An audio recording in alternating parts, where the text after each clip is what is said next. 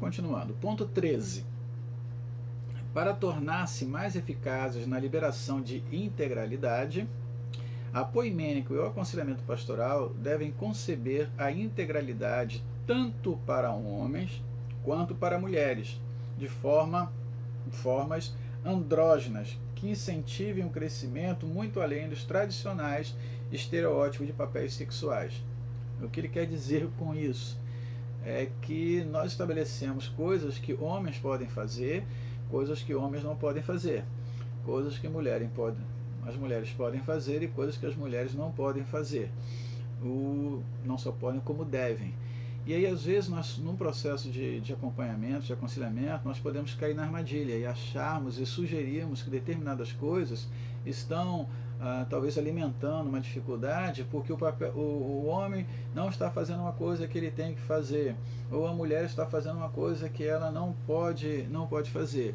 Então nós precisamos tomar cuidado com isso, porque algumas interpretações que nós temos, elas são interpretações do texto bíblico, elas podem estar sendo marcadas pelos papéis sexuais que a sociedade, né, nos coloca. É evidente que tem papéis definidos, mas talvez não com a rigidez que nós, enquanto cristãos, temos desenvolvido aí na nossa história.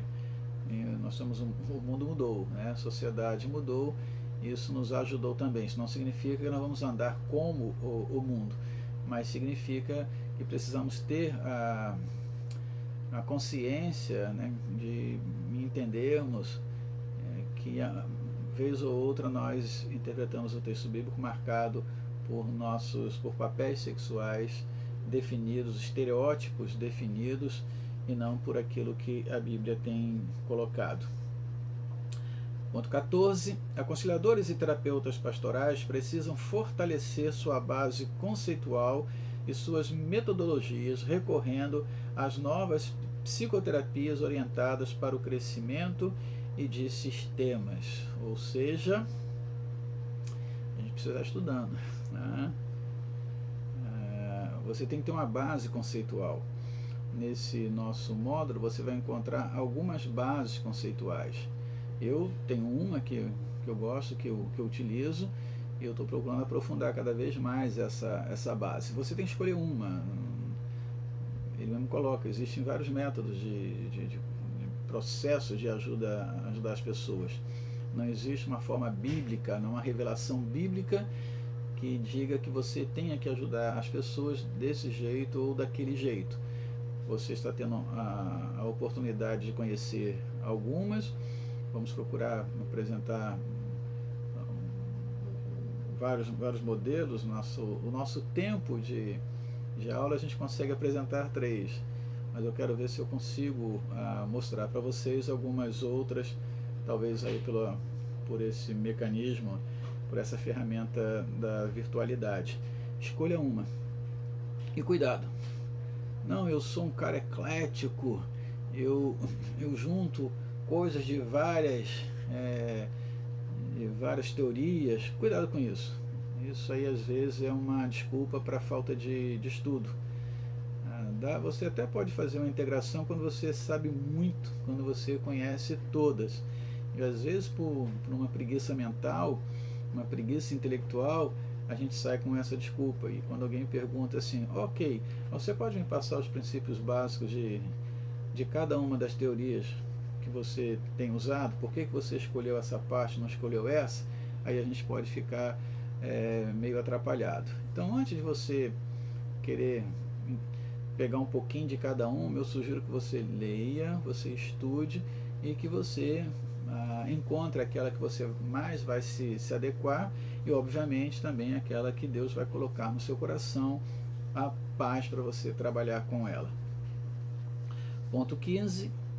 Poimênica pode e deveria acontecer em todas as diversas funções do ministério, tá? Poimênica, ministério, incluindo pregação, culto, adoração e ação social.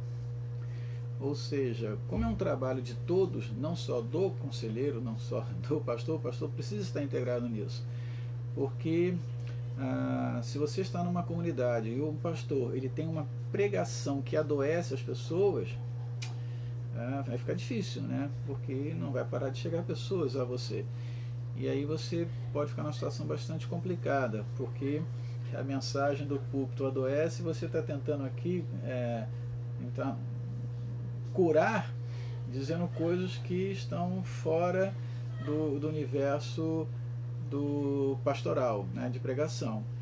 O ensino, você pode ter uma igreja com ensino que adoece as pessoas, né, que afasta as pessoas, que vai alienar as pessoas. Então tem que incluir pregação, ensino. O culto precisa ser um culto de cura, de cura emocional, né, de cura espiritual, e Deus confirmando até de cura física.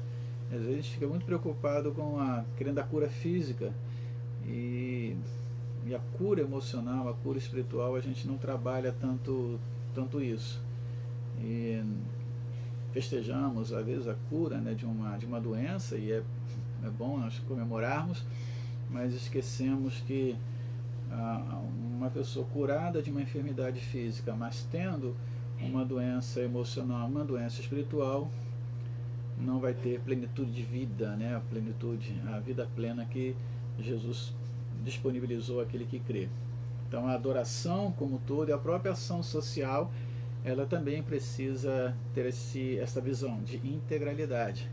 Não é só cuidar de uma necessidade física, mas entender que ao cuidar de uma necessidade física, ela também precisa cuidar de uma necessidade espiritual, de uma necessidade emocional. E o ponto 16, para serem eficazes fomentadores de crescimento, os pastores e conselheiros devem continuar a crescer.